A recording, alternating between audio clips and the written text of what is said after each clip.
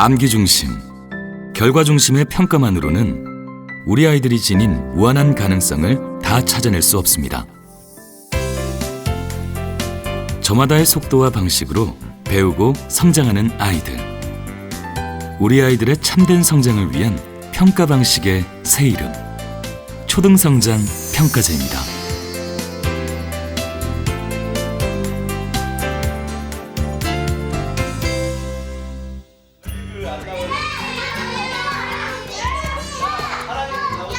예전에는 주장하는 글에 대해서 실컷 가르친 다음에 어떤 글이 주장하는 글 쓰는 방법으로 옳은 것인가 1, 2, 3, 4, 5번 이런 선다형 문제를 아이들이 풀었습니다.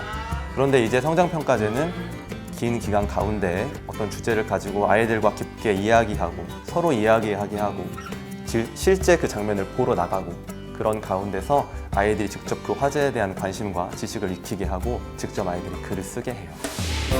정답을 찾아내게 하고 암기 결과만을 측정하는 평가 대신 학생들의 다양한 능력을 살피는 여러 방식의 평가가 초등성장 평가제 속에서 이루어집니다. 아이들이 직접 수행하는 수행평가, 그리고 말로 하는 구술평가, 쓰는 서술평가, 그리고 마지막으로 그 아이가 산출해낸, 아이가 만들어낸 그런 결과물에 대한 평가, 결과물 평가, 그런 모든 과정이 다 누적된 포트폴리오를 가지고 가정으로 환류하고 그것을 평가합니다. 평가 방식이 달라지면 수업 내용에도 변화가 생깁니다. 교사가 일방적으로 지식을 전달하던 수업 대신 학생들 스스로 자신의 생각을 이야기하고 모르는 것을 찾아갑니다. 예전에는 애들이 전과나 문제집이나 학원이나 학습지에서 나오는 답들을 얘기했다면 요즘은 창의적인 얘기를 많이 하고 자기 삶이나 자기 생각을 얘기하는 것들이 되게 자연스러워졌거든요. 가장 큰 변화는 피드백을 한다는 것 같아요. 그러니까 그냥 평가로 결과로서 끝나는 게 아니라 이 아이가 이 과정을 잘 이해를 못하고 있구나, 이 내용을 잘 이해를 못하고 있구나 라는 게 파악이 되면 거기에 그치지 않고 그 다음 수업으로 연결을 해서 이렇게 활동을 조금 더 세분화하거나 보충을 해서 몰랐던 부분을 다시 알게 하는 거, 그리고 잘 못했던 부분을 잘 수행할 수 있게끔 제 수업에 또 변화가 생기는 거, 가장 큰 지점은 그거라고 생각합니다. 평가를 중간고사, 기말고사가 보는 게 사실 교사로서도 편해요. 그런데 수시로 평가하고 상시로 평가하다 보면 아이들을 계속 관찰해야 하거든요. 관찰하다 보면 제가 그 전에 그렇게 하지 않았던 때에 비해서 이 아이들에 대해서 하나하나 더 세심하게 주의를 기울이고 있다라는 느낌이 들었고요. 그러다 보니까 이 아이를 잘 이해하게 됐어요.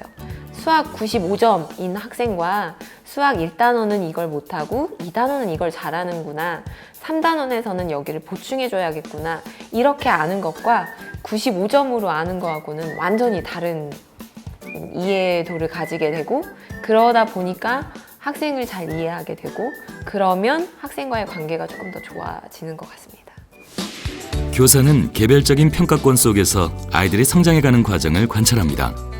관찰한 것들은 토론을 거쳐 기록이 되고 아이들의 성장 이력서가 됩니다.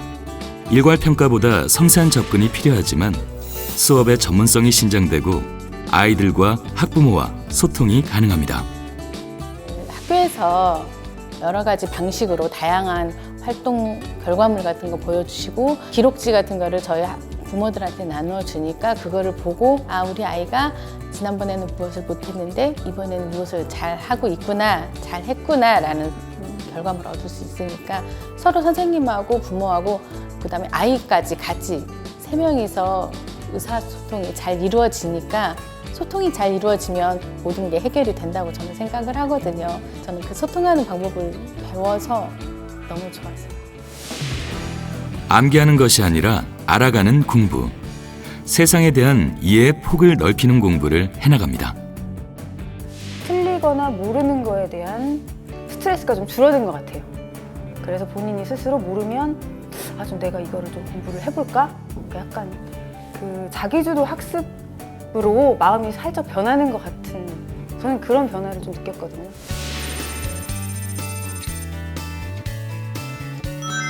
스스로 하고 싶은 것을 해나가는 자기주도적 공부. 다양한 방법과 문제의식으로 해나가는 공부는 상급 학교에서도 큰 도움이 됩니다. 그래도 중학교, 고등학교 가면 눈앞에 펼쳐진 입시가 있는데 이렇게 평가를 해서 애들이 너무 공부도 안 하고 이렇게 하다 보면 나중에 낙오되지 않을까요? 이런 걱정을 하셨던 분이었거든요. 근데 저희 학교에서 아이를 이렇게 키우고 그 변화를 이렇게 보시더니 그 다음 해에 이렇게 말씀하시더라고요. 중학교, 고등학교 가서 다시 입시 체계의 그 속으로 들어가면 애가 좌절할 것 같대요. 혼란을 느낄 것 같대요. 근데 내면의 힘을 길렀기 때문에 좌절했어도 다시 일어설 수 있을 것 같다.